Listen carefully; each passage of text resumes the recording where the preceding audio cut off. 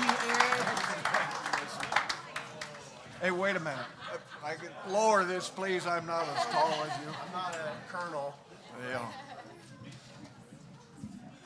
You know, this is cruel and unusual punishment. You have to hear from two Marine colonels in one night.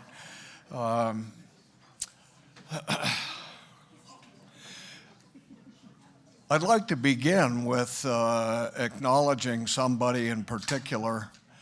My oldest boy is a retired Marine colonel as well. And Tom Stifler, then chairman of the board, said, Eric, I want you to be part of this search for a new executive director. And we're looking at a number of candidates, and one candidate in particular, his name is Colonel Brian Gilman, U.S. Marine Corps. And I said, okay, thank you very much. And I took that information and I went home and I immediately called my son. And I said, Chris, there's a guy by the name of Brian Gilman who wants this job. What do you think? Oh, God, Dad, if you can get Brian Gilman, that'd be just absolutely wonderful. And you know what? He was dead right. Thank you for agreeing to come and be a part of this organization, Brian.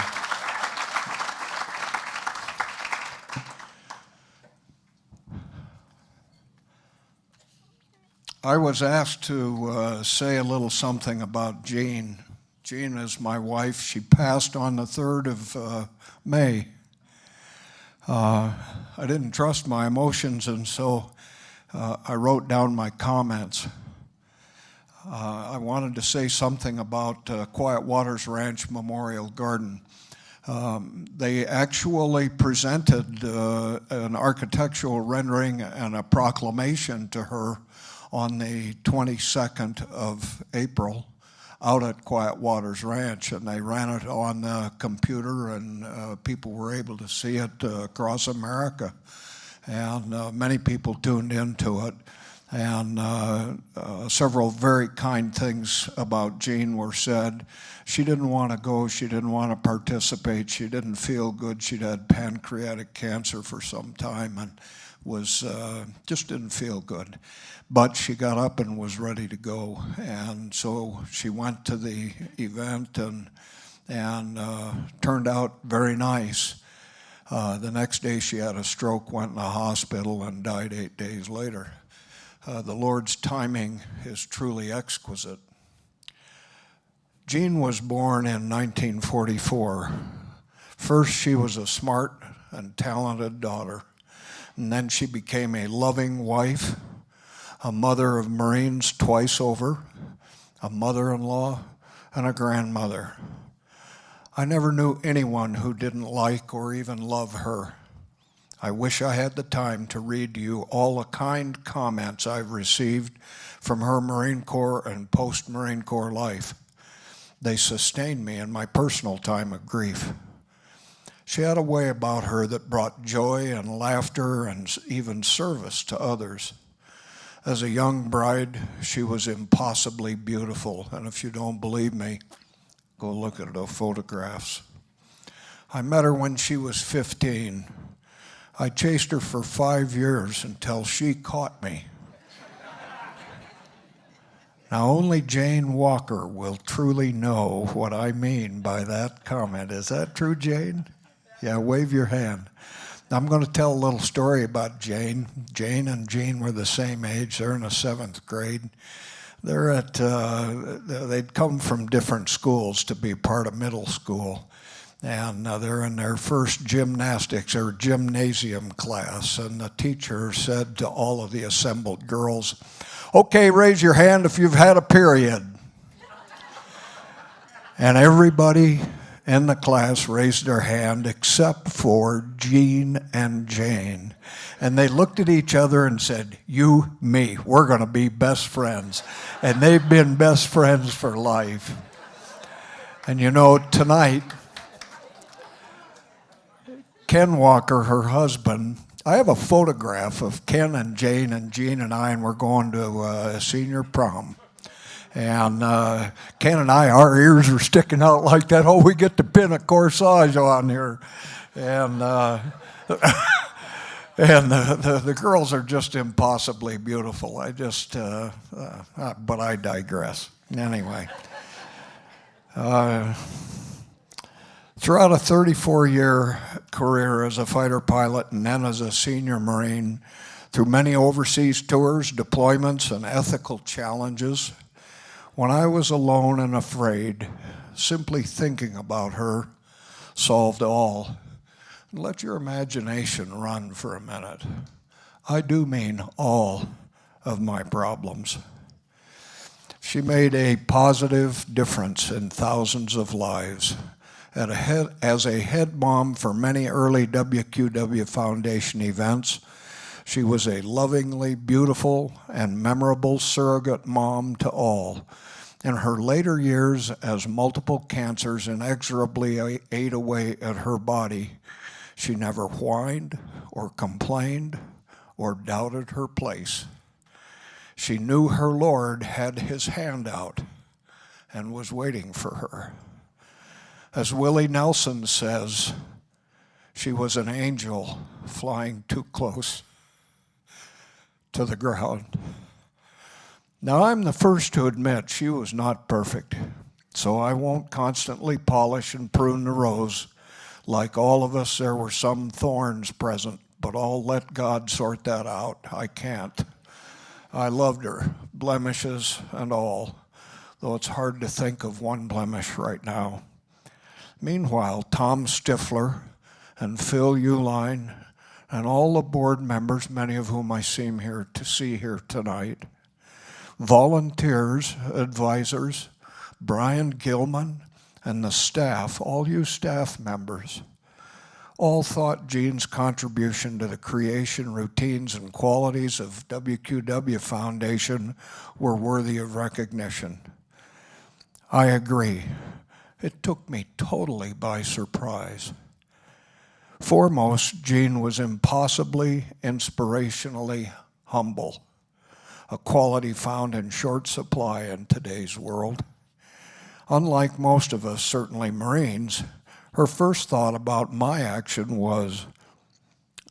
any action was, what impact will my actions have on others, not herself.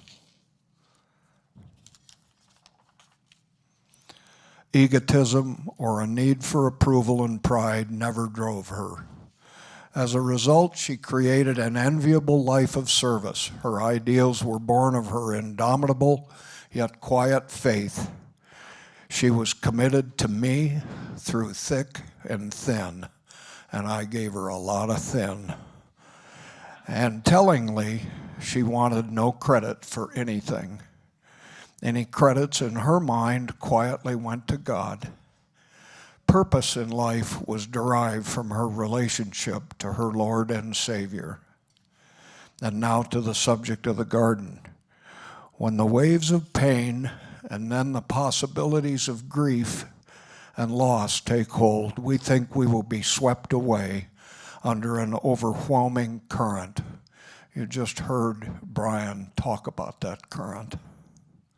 And it swept many people under.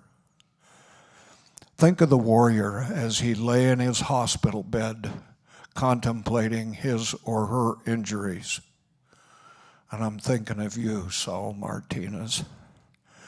Yet as pain moderates, we all acquire or discover heightened sensibilities born of pain and loneliness with time. Extra senses promise that a balance will come to our fresh, raw, scraping disabilities.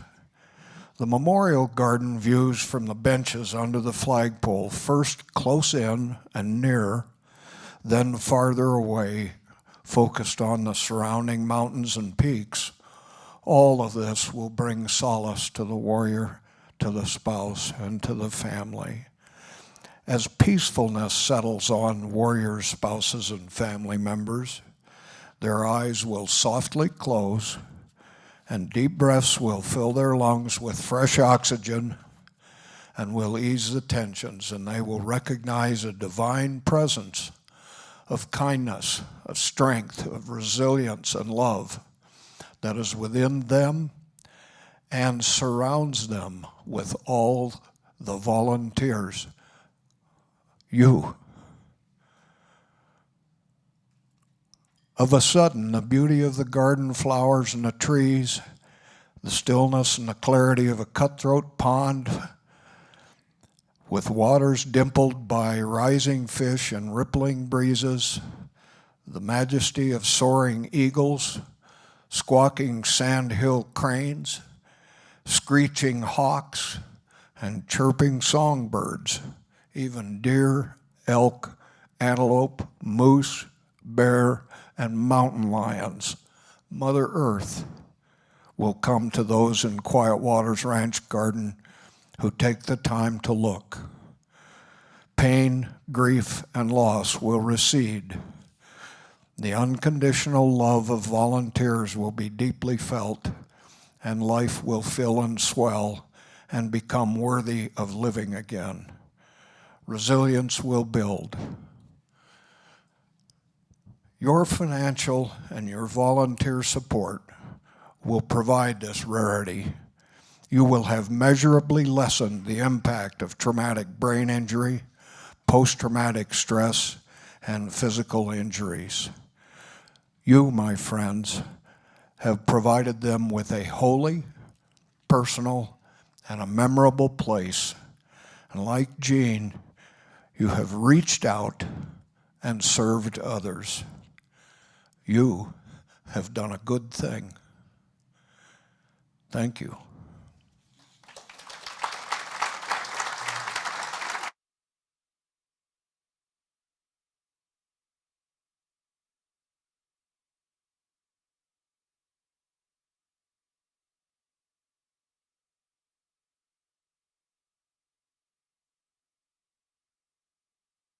Why do you put me after Brian and Eric? This is not good for the mascara.